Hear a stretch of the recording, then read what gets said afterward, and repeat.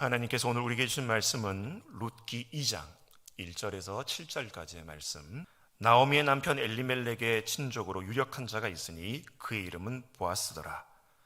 모압 여인이 룻이 나오미에게 이르되 원하건대 내가 밭으로 가서 내가 누구에게 은혜를 입으면 그를 따라서 이삭을 줍겠나이다 하니 나오미가 그에게 이르되 내 따라 갈지어다 하며 룻이 가서 베는 자를 따라 밭에서 이삭을 줍는데 우연히 엘리멜렉의 친족 보아스에게 속한 밭에 이르렀더라. 마침 보아스가 베들레헴에서부터 와서 빼는 자들에게 이르되 여호와께서 너희와 함께 하시기를 원하노라 하니 그들이 대답하되 여호와께서 당신에게 복 주시기를 원하나이다 하니라. 보아스가 베는 자들을 거느린 사환에게 이르되 이는 누구의 소녀나 하니 베는 자를 거느린 사환이 대답하여 이르되 이는 나오미와 함께 모압 지방에서 돌아온 모압 소녀인데. 같이 읽겠습니다. 그의 말이 나로 베는 자를 따라 단 사이에서 이삭을 줍게 하소서 하였고 아침부터 와서는 잠시 집에서 쉰 후에 지금까지 계속하는 중이니이다. 아멘. 만남에는 5가지 종류가 있습니다. 화면을 보면 알 수 있겠지만은 첫 번째로는 생선과 같은 만남이 있습니다. 그것은 시간이 지날수록 비린내가 나는 그런 아름답지 못한 만남인 것이죠. 두 번째는 꽃과 같은 만남이 있습니다. 처음에는 화려해 보이고 아름다워 보이지만 시간이 갈수록 시들해져 버리는 그런 만남들이 있더라는 거예요. 세 번째로는 건전지와 같은 만남이 있습니다. 처음에 만났을 때는 힘이 있고 활기차지만 금방 시들어버리고 에너지가 방진되는 그런 만남도 있더라는 것이죠. 만날수록 에너지가 소비되는 그런 만남들이 있다는 거예요.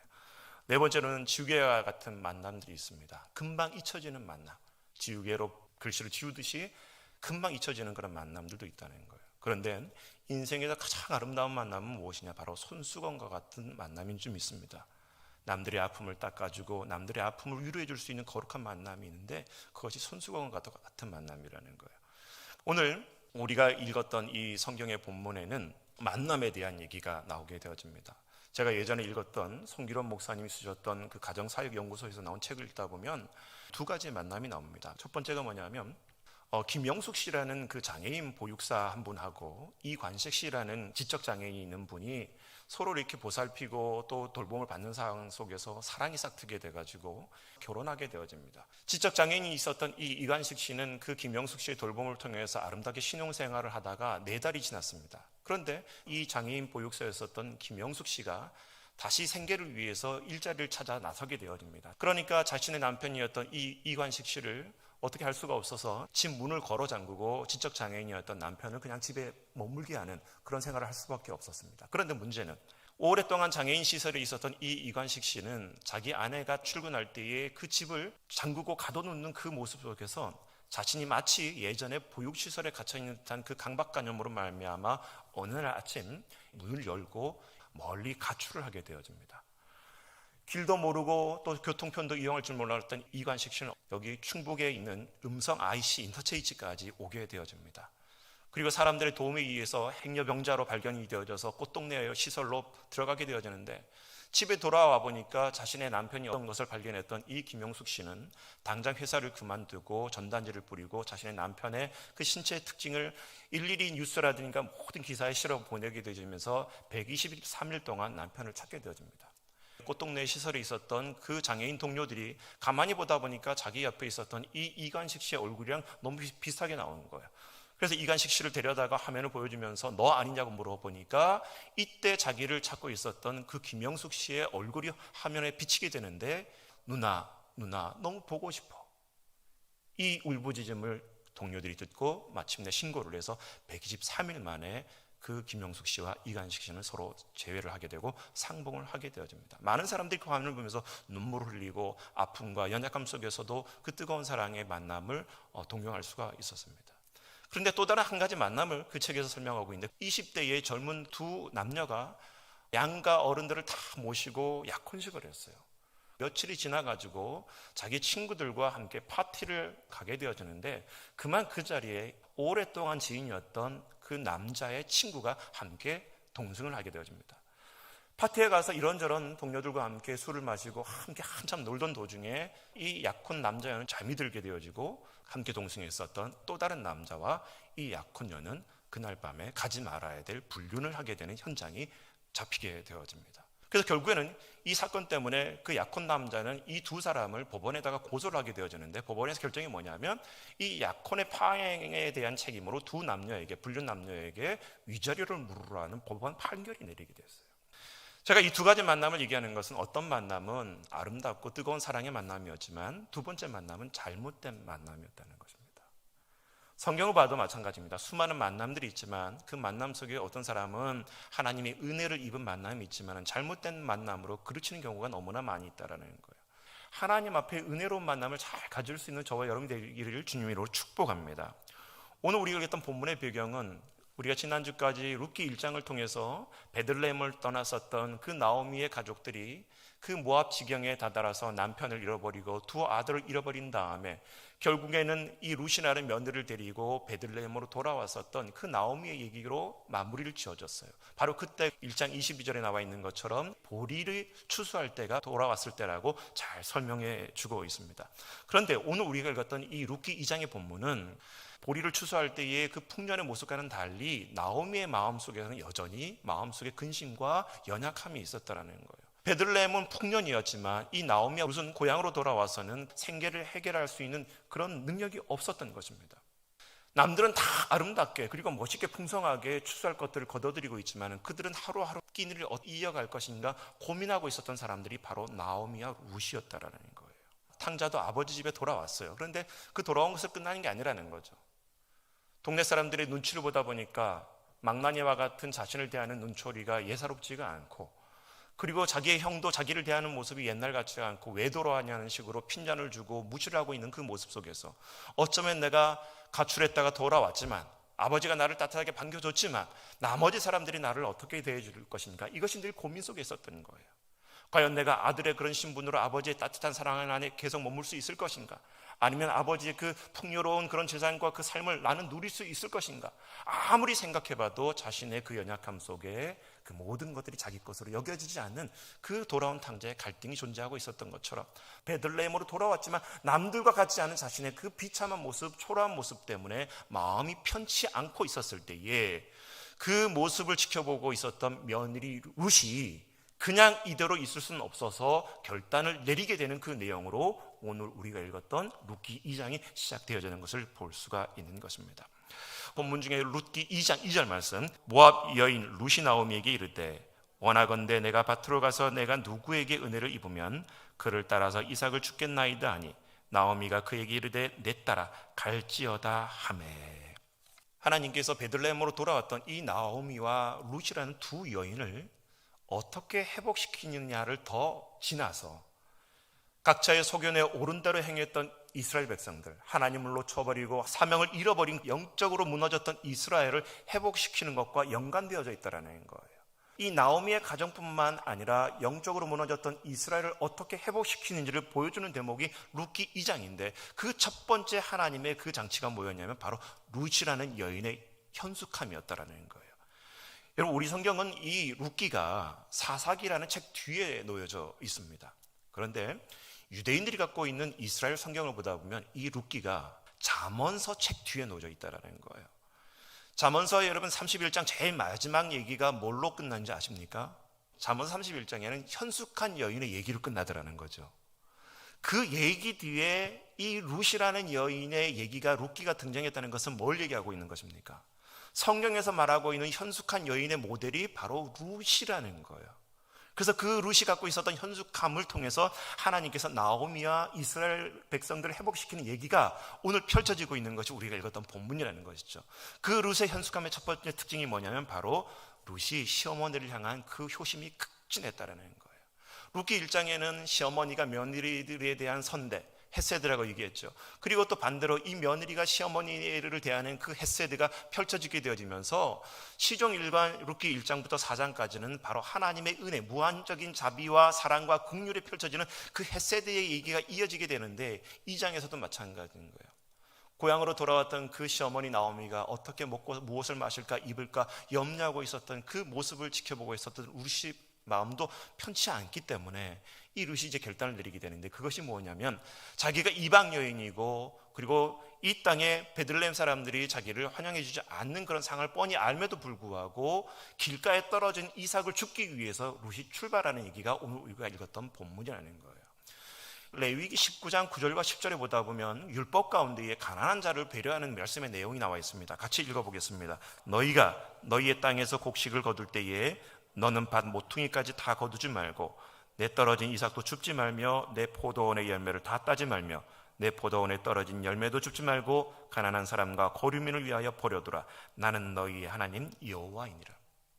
여러분, 우리가 성경에 나와 있는 율법을 얘기하면 613가지의 율법 조항이 있는데 그것이 다 하나님께만 관계된 신앙적인 종교적인 의미의 율법이라고 생각할 수 있지만, 정확하게 구체적으로 들여다보면 하나님의 제사를 드린 종교적인 율법뿐만이 아니라 사회적인 법칙, 경제법칙, 또 의료보건적인 법칙과 그리고 배상하고 보상해야 되는 모든 법칙까지 설명하면서 그 가운데에 이 사회에 가난하고 소외된 사람들을 어떻게 살펴봐야 될지에 대한 얘기도 바로 레위기에 그리고 신명기에 기록되어 있다는 거예요.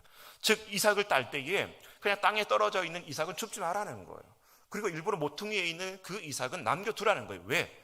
아무것 먹을 것이 없는 가난한 자들을 위해서 배려하는 차원에서 그것들을 일부러 의도적으로 남겨뒀다라는 거예요. 지금도 여러분 예루살렘에 가게 되면 금요 오후 3시가 되면 시장 한복판에 과일 장사하셨던 분들이 3시가 되면 문을 닫게 되는데, 안식일을 지키기 위해서 자기가 팔다 남은 과일은 그냥 문을 닫는다 할지라도 시장 한복판에다가 내놓는다는 거예요. 왜? 가난한 유학생들이나 먹을 것이 없는 그런 소외된 사람들이 그 시장 한복판에 먹을 것을 구하러 자유롭게 그것들을 들고 갈 수 있도록 그 연약한 자들에 대한 배려의 그 율법의 정신이 아직도 이어지고 있다는 거예요. 이것을 룻은 너무나 잘 알고 있었다는 거예요. 그 유대인들이 갖고 있었던 율법 중에 가난한 자들에 대한 배려하는 마음을 알고 있었기 때문에 혹시라도 누군가 가난한 자들을 배려할 수 있다면 길가에 떨어진 이삭을 줍기 위해서라도 나는 그 어려운 길을 가겠다라고 다짐하면서 출발하는 대목이 우리가 읽었던 본문이라는 것이죠. 어쩌면은 베들레헴으로 돌아왔을 때에 다른 사람들은 다 잘 먹고 먹을 것이 해결되고 있는 이웃의 모습을 봤을 때 자신의 그 삶을 봤을 때 비참함을 느끼지 않았겠습니까? 우리와 같은 사람이라면 그냥 시어머니를 남겨놓고 그냥 자신의 고향이었던 모압으로 갈 수 있는 마음도, 그런 유혹도 들었을 거예요. 그런데 이 모압 여인이었던 룻은 시어머니에 대한 약속, 어머니가 죽을 때까지 그 죽는 곳에 나도 함께 있겠다라고 약속했었던 그 약속을 지킬 줄 알았었고, 자기가 고생하고 힘들더라도 그 시어머니에 대한 효심이 지극했었던 여인이 바로 룻이었다라는 거예요. 저도 인생을 살다 보면 힘들 때가 되게 많이 있었던 것 같습니다. 일일이 말씀드릴 수 없지만은, 그런데 그 순간마다 저를 지탱해주고 버티게 해줄 수 있었던 관점이 하나가 있었는데, 저희 동기 목사님 중에 한 분은 단독 목회를 하는데 너무 힘들어요. 교회가 너무 어렵고 교회도 부흥되지 않고 교회가 늘 언제나 재정적으로 힘들 때 목회를 그만두고 싶은 마음이 하루에도 몇 번씩 들더라는 거예요. 그렇게 힘들 때, 시험에 들 때 서울역 지하철에 가가지고 노숙자들과 며칠 동안 같이 생활하더라는 거예요.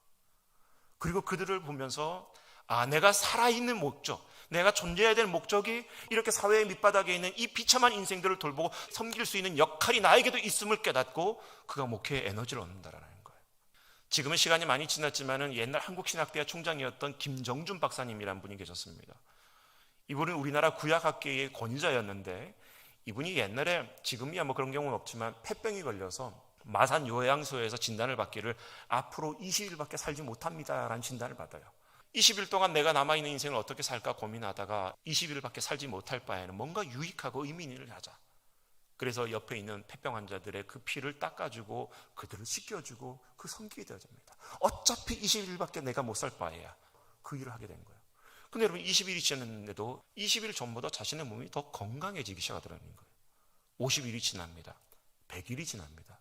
그리고 나서 자기 몸에 그 폐를 엑스레이 촬영했더니 그 죽을 줄 알았었던 폐병이 온데간데 없이 사라지게 되어지고 예전보다 더욱더 건강한 모습으로 그 요양소를 나올 수 있었다는 거예요. 내가 힘들고 어려울 때에 내 인생의 목적을 찾을 수 있는 방법은 나의 도움을 필요로 하는 사회의 비참하고 연약한 이들을 바라보면서 내가 존재해야 되는 목적, 그들을 위해서 내가 존재하고 있음을 깨닫고 하루하루 의미 있게 살아가는 저와 여러분이 될 수 있기를 주의 이름으로 축복하며 기도합니다.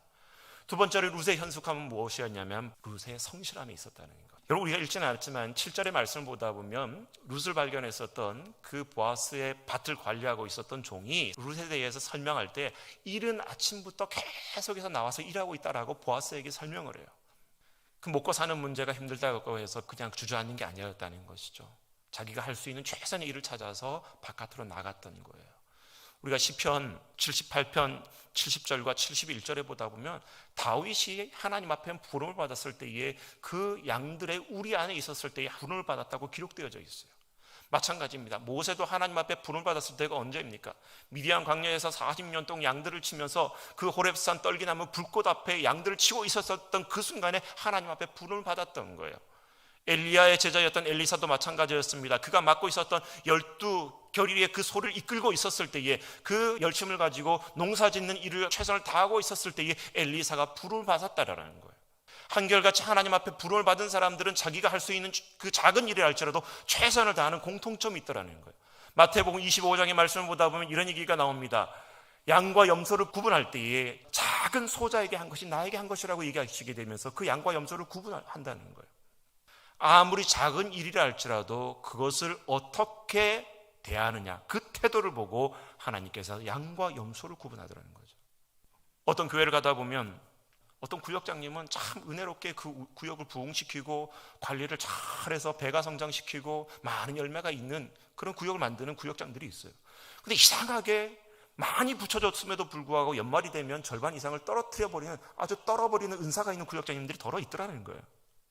그래서 공통점을 분석해 보면 바로 작은 일에 어떠한 태도를 갖고 일하느냐, 그것이 바로 드러나게 되더라는 거예요. 오늘 룻은 상황과 환경을 탓하지 않았습니다. 그것이 바로 룻의 현숙함이라는 것을 들 수 있는 저와 여러분들 수 있길 소망합니다.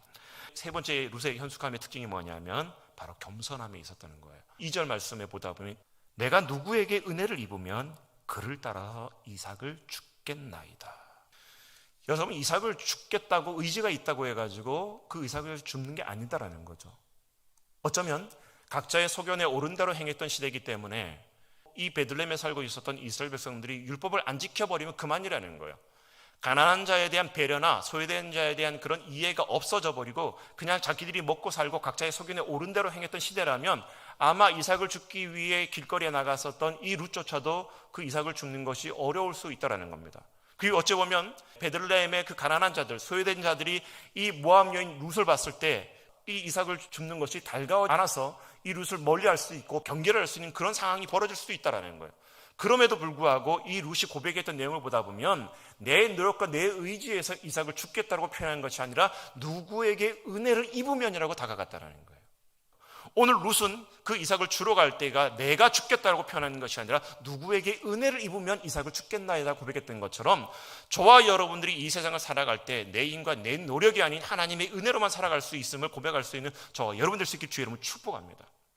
우리가 창세기 1장 26절에서 28절을 보다 보면 하나님께서 우리 인간을 지으실 때 하나님의 형상과 하나님의 모양대로 지었다고 하면서 그 하나님은 성부, 성자, 성령이 함께 계시는 삼위일체 하나님으로 등장하게 되는 거예요. 성부와 성자와 성령이 함께 연합하는 모습으로 등장을 해요. 그리고 2장에 넘어가서 그 아담이 독처하는 것이 외로워 보여서 바로 하와를 지었다는 거예요. 하나님께서는 인간을 지으실 때 혼자 주인공으로 살아가도록 만드는 것이 아니라 함께 연합하고 서로 협력하면서 함께 은혜를 입고 살아갈 수 있는 존재로 만든 것이 하나님의 창조의 법칙이고 섭리라는 거예요. 교회 생활할 때도 마찬가지입니다. 나 혼자 하려 하다 보면 지치게 돼 있다는 거예요. 나 혼자 무엇인가를 하려고 하다 보면 시험에 걸릴 때가 많이 있다는 거예요. 오늘 이 룻의 고백처럼 누구에게 은혜를 입었더라면, 누구에게 은혜를 입는다면 그런 만남이 우리 모두에게 있기를 주님 이름으로 축복합니다. 그래서 성경 가만히 보다 보니까 룻이 그 이삭을 주러 나갔을 때에 누구를 만났느냐에 집중하냐면 보아스를 만난 얘기에 집중하더라는 거예요. 2장 1절에 보다 보면 나오미의 남편 엘리멜렉 친족으로 유력한 자가 있으니 그의 이름은 보아스더라.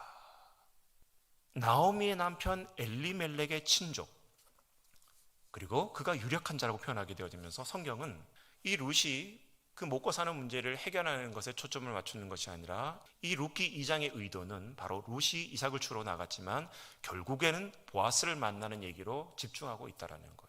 그리고 그 보아스가 엘리멜렉의 친족이라고 설명하게 되는 것은 뭐냐면 이 엘리멜렉, 즉 나오미의 그 대를 이어가게 될 고엘의 책임을 가지고 있었던 사람이 보아스라는 걸 설명하게 되어지면서 룻의 생계 문제가 중요한 것이 아니라 하나님의 계보의 혈통을 이어가는 것이 성경의 중요한 관점임을 설명해 주고 있다는 거예요.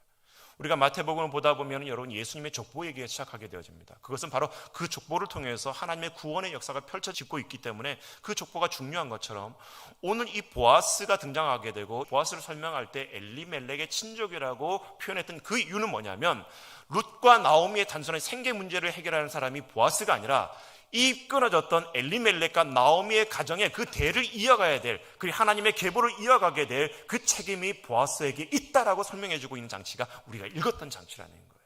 그래서 여러분 이 보아스를 설명할 때 덧붙여서 유력한 자라고 얘기합니다. 유력한 자라는 것은 여러분 이시 기뽀로 하일이라는 히브리어가 쓰게 되어 있는데 하일이라는 단어를 쓰게 될 때는 재물이 있는 자 또는 여인에게 나타낼 때는 현숙한 자라는 뜻이 바로 하일이라는 단어가 쓰여 있어요. 3장에 가다 보면 룻을 가리킬 때 현숙한 여인으로 룻을 표현하게 되는데 그때는 이 하일이 바로 현숙한 여인을 나타낼 때 현숙한 단어 쓰게 되지만 남자를 가리킬 때는 재물이 있는 자 그리고 도덕성이 높은 자라고 얘기하고 있는 거예요. 솔로몬의 성전을 보다 보면 야긴과 보아스 두 기둥이 있습니다. 야긴이라는 기둥은 그가 세우시리라, 그리고 보아스는 그에게 능력이 있다는 뜻인데 바로 이 보아스가 기둥이라는 뜻도 있는 것처럼 바로 이 베들레헴 지역의 그 지역 사회를 기둥같이 지키고 보호하고 이끄는 지역 유지와 같은 인물이 바로 보아스였다라는 거예요. 자, 그런데 여러분 가만히 여기서 생각해 보시기 바랍니다. 룻은 지금 뭐하러 나갔죠? 이삭을 주우러 나갔어요. 그래서 성경은 지금 이삭을 줍는 게 먼저가 아니라 누구를 만나게 하기 위해서? 보아스를 만나게 하기 위해서. 그리고 그 보아스는 그 지역을 이끌어가는 기둥과 같은 유력한 사람이었어요. 이 성경 무엇을 얘기하고 주고 있느냐? 바로 우리의 관심과는 다르다는 것을 분명히 얘기해 주고 있다는 것입니다. 우리는 때로는 삶을 살아가면서 무엇을 먹을까 마실까 입을까 이것에 대한 관심이 있어요. 그래서 성경에서 뭘 얘기하고 있냐면 무엇을 먹을까 마실까 입을까가 중요한 것이 아니라 하나님의 나라의 그 이야기에 더 관심이 있는 줄 믿습니다. 룻이 근본적인 삶의 문제를 해결하는 것은 이삭을 줍는 것이 아니라 그를 구원해 줘야 될 역할을 할 수 있는 그 능력 있는 보아스를 만나는 것이 중요하다라고 성경에서 가르쳐주고 있듯이 저와 여러분이 인생을 살아가면서 내 인생의 근본적인 문제를 해결해 줄 수 있는 것은 많은 돈과 물질과 건강이 중요한 것이 아니라 그리스도를 만나는 것이 중요하다고 성경에서 가르쳐주고 있다는 거예요. 저와 여러분이 신앙생활하면서 교회에 나와서 일을 만나고 사람을 만나고 사람의 음성을 듣고 돌아가는 것이 아니라 주님을 만나고 주님의 말씀을 듣고 돌아가는 것이 그만큼 중요하다고 설명하는 것이 바로 여기에 있다는 거예요.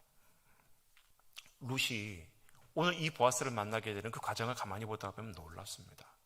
우리 3절과 4절 말씀 같이 읽어보도록 하겠습니다. 룻이 가서 베는 자를 따라 밭에서 이삭을 줍는데 우연히 엘리멜렉의 친족 보아스에게 속한 밭에 이르렀더라.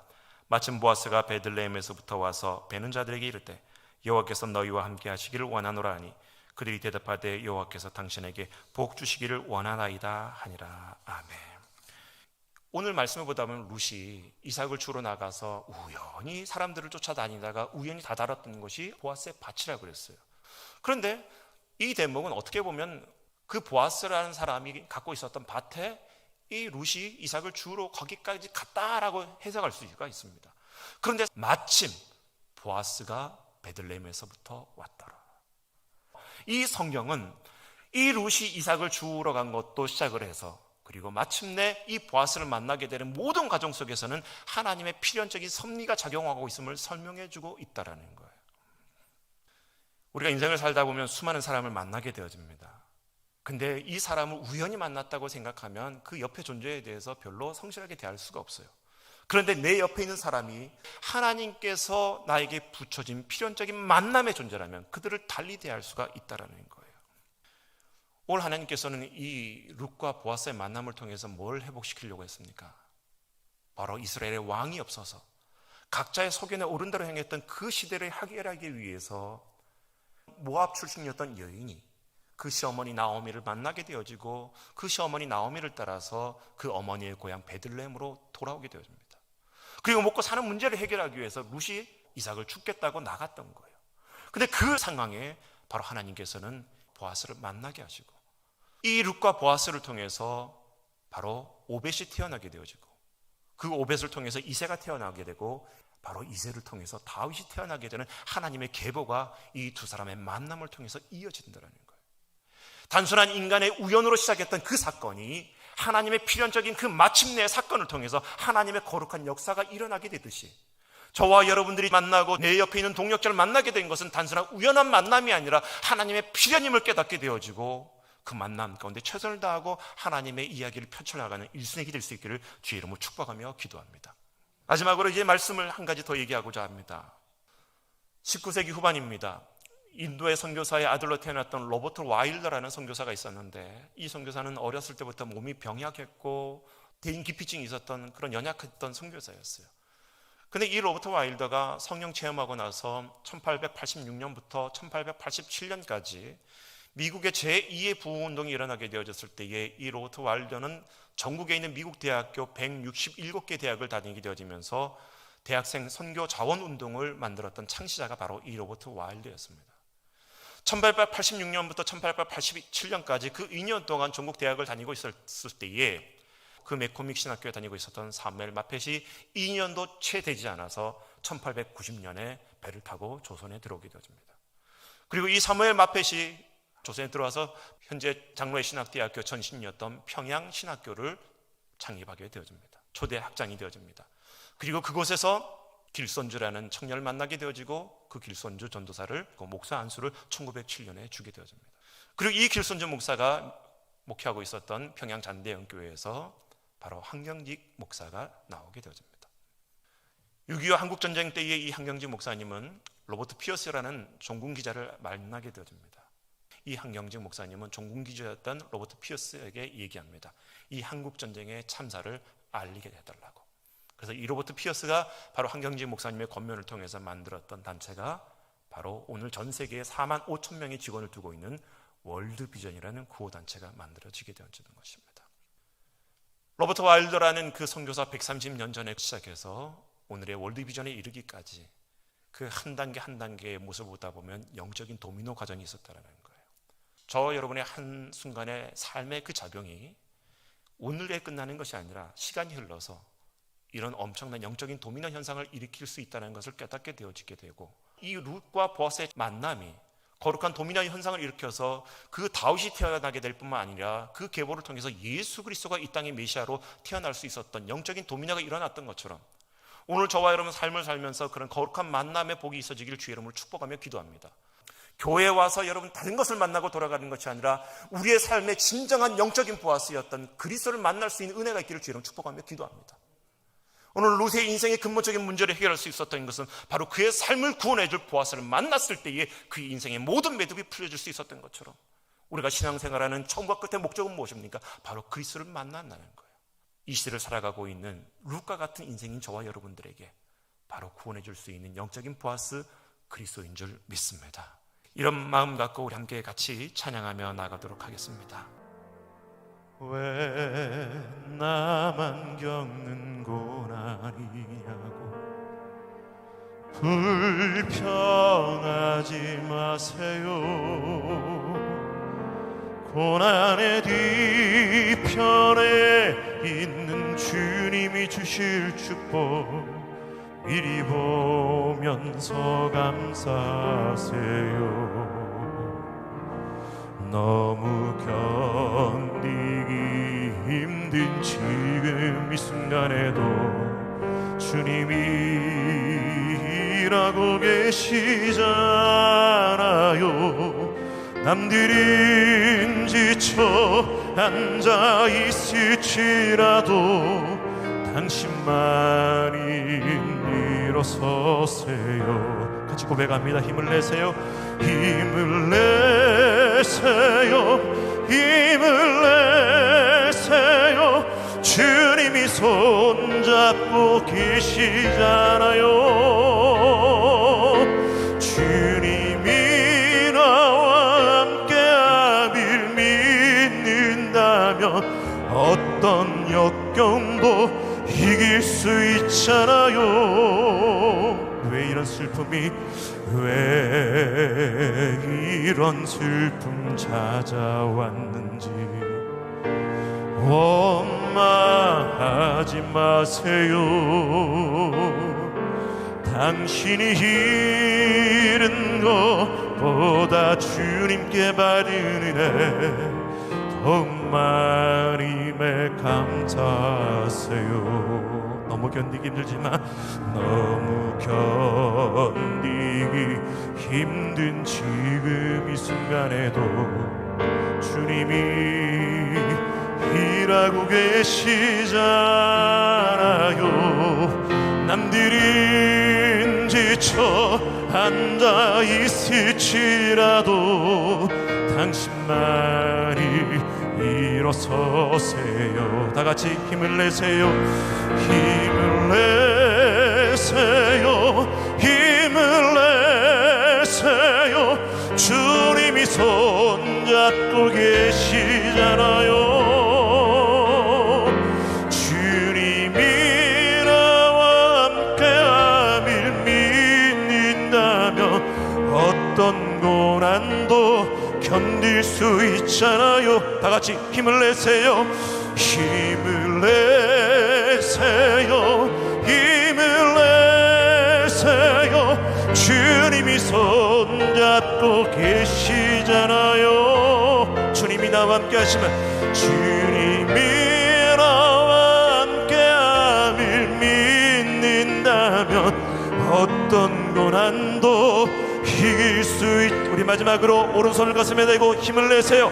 힘을 내세요. 힘을 내세요. 주님이 손잡고 계시잖아요.